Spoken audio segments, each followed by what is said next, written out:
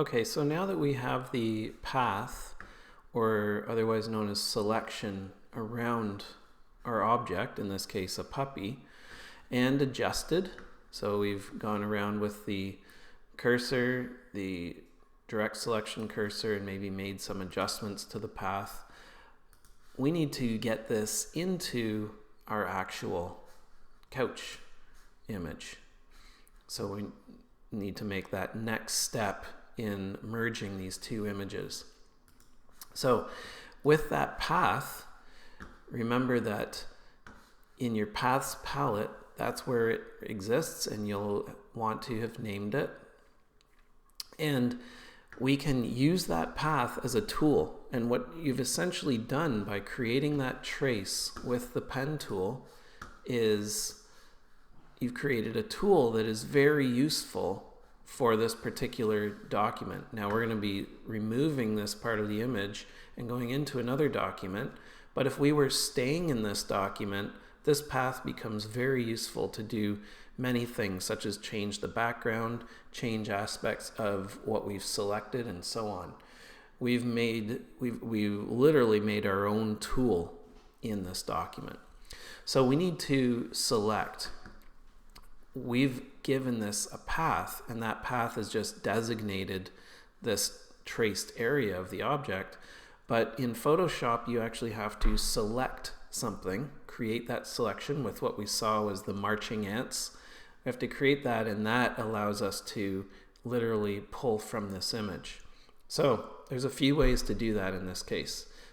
With your pen tool selected, when you have the path showing, so the path is showing right now, we're selected on the path there, and we have the pen tool selected. If I just click there, that's just going to add an anchor point. So I'm going to undo that. So I can go here to my path selection tool and click, go back to my pen tool. As long as you've got the path activated or selected, you're fine. So you want to be seeing it. And then I can right click, so I have my pen tool selected. This is one of a couple ways that we can create that selection. I have the pen selected, and I'll right click on the path and go down to make selection. Now, the other way I can do that is to go into the flyout menu of the paths palette while I'm selected on that particular path and make selection. Okay, so I'll make selection, and it's going to give us this little window, and it's asking us by feather radius, it's asking us like how much of a tolerance or how much we'd like it to kind of spread away from our selection. We don't want it to do any of that. We want it very specific. Having anti-aliased on is important because what that does is it eliminates as much as it can any pixelation in the perimeter that we're creating. So this is basically a smoothing tool. So we keep that selection selected, and then new selection, that's what it is. So essentially by default, these will be selected, but you'll want to make sure that your feather radius is 0. So I'll say OK. And there's our marching ants, and you can see it grabbed the hole by the ear as well. So now we have this selected, and that selection is happening on this layer. If we didn't have that layer, if we had other layers, or we were selected on no layer, it wouldn't be selecting anything. So another way that you can create that selection, I'm going to deselect this, so that's Command D, or you can go to Select and deselect. So selecting is important in Photoshop enough that it gets its own menu, a select menu. So you'll see in here you can transform the selection, modify the selection, and so on. I'm going to, inverting the selection, that's where you, if I have the puppy selected right now, but if I wanted everything around the puppy selected, I would invert the selection. But I'm just going to deselect for the moment. Now this is one that I really like to use because it's fast, and it applies to layers as well. If there's a layer on an object or an object on a layer by itself, I just hold command down. You'll see what it's doing to my cursor there, and click, and that will activate the selection as well. So you can see, just like anything in Photoshop, there's a few ways to do what you want, but mainly we want to get that selection. So I right-clicked on my path thumbnail there, and that created the selection. I'm selected on the layer. I'm going to go back to my main cursor. So remember, once we're done with any tools here, we should always go back to our move tool or our main selection tool, or what I often refer to as the main cursor. And I'm going to copy. So I can go edit, copy, or just do Command C. And now I'm going to go into our couch image, and I'll paste Command V. Okay, so obviously he's coming in quite large. You know, he's sitting on the couch, but this isn't really what we're going for. So we have some work to do still. So you can see when I brought him in, he came in as his own layer. Now I was talking about when you do that command click on the paths palette, you can also do that when you have an object on a layer, and that is command and click, and there's our marching ants again. I'll deselect, Command D. So that's really helpful when you're trying to isolate something. Okay, so now we need to get him to be an appropriate size to be on the couch. So that's where we want to transform the object on this layer. We always need to have selected the layer we want to work on. In this case, it's the puppies layer. So it's selected. This is it deselected. I don't have a layer selected right now. And this is it selected. But I'm going to show you quickly something that you'll want to turn off in Photoshop, and that is Autoselect.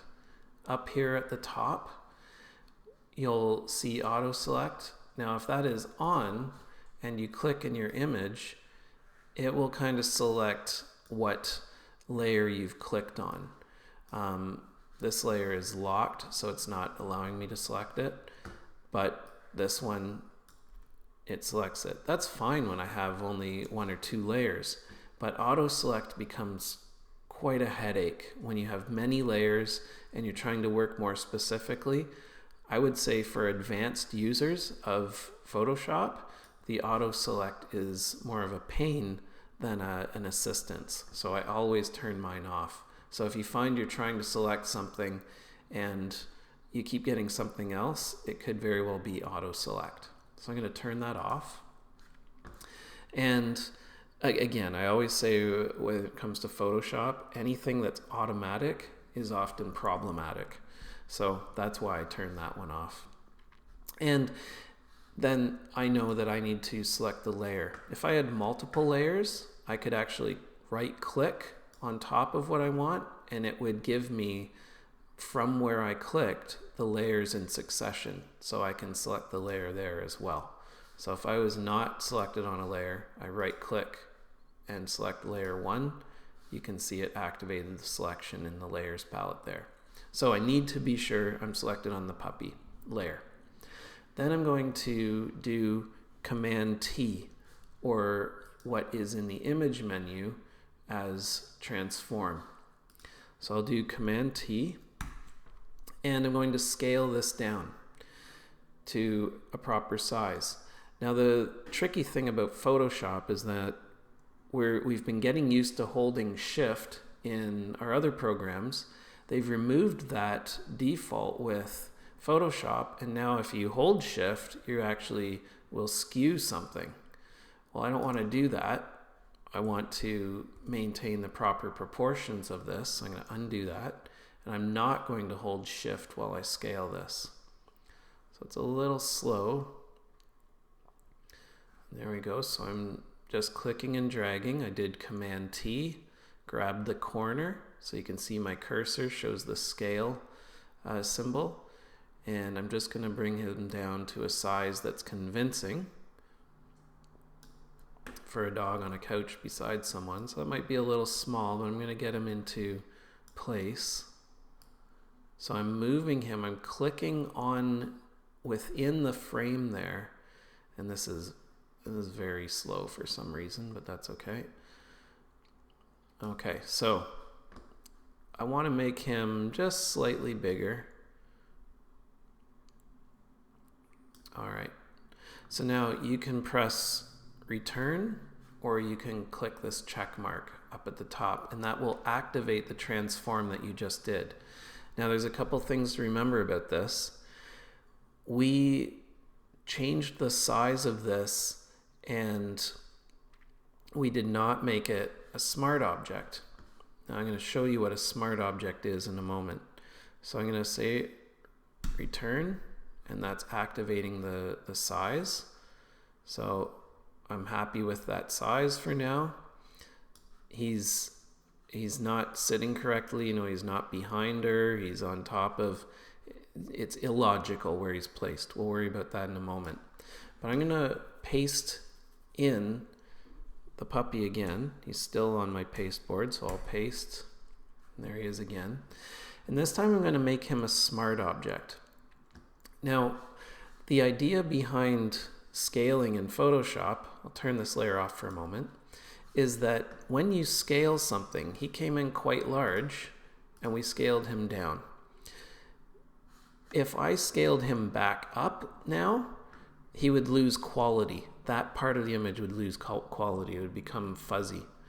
So once I scale him down, that's it. I can only go smaller to maintain quality. If I go larger, I lose quality. However, I could make this a smart object. So I'm going to turn the one we've already worked on off, turn the new one on, and with it selected, I'm going to go to my menu, and I'm going to convert to a smart object.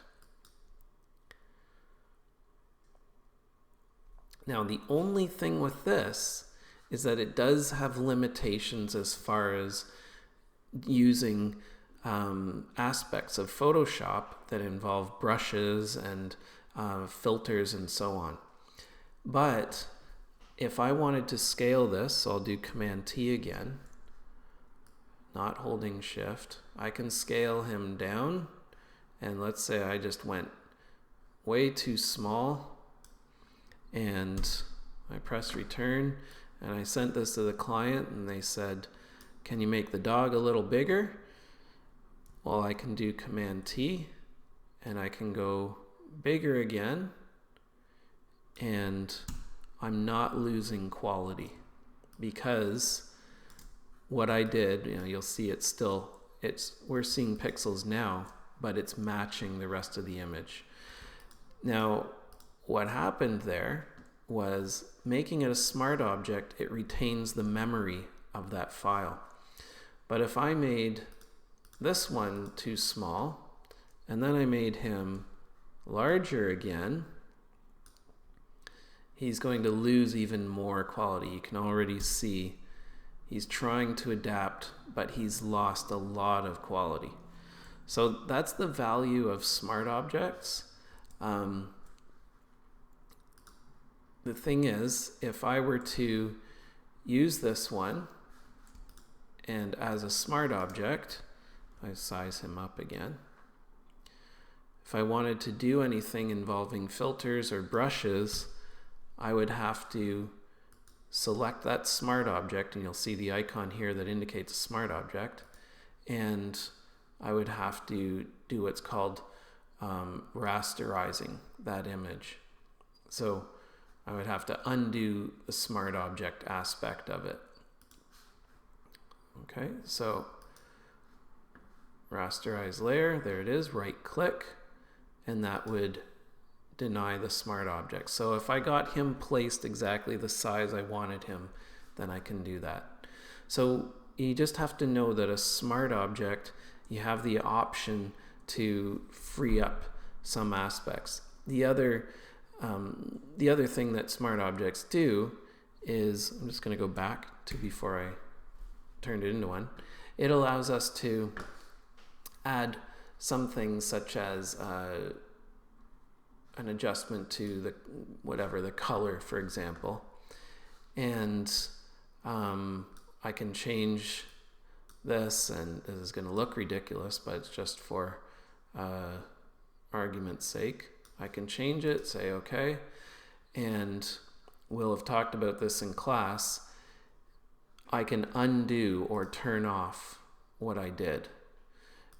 So it allows us some flexibility. I can undo, I can turn it off, I can adjust it if I double click on that, and so on. You can fix up what you did or didn't like, and so on. Okay, so it's not a destructive edit. And we'll be talking about that in our classes. We don't want to be making destructive edits. So I'm just going to get rid of this layer altogether. And I'll go back to my original one.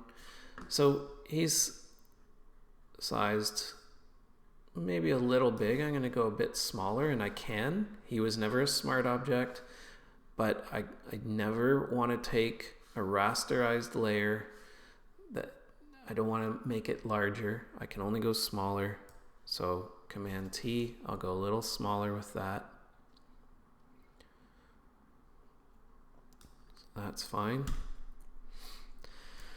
And then we want to look at the logic of the image. So first of all, he's in a good spot here. The only thing, the lack of logic in this image, is the fact that he's in front of her leg, but he's sitting on the couch. So we're going to look at masking next.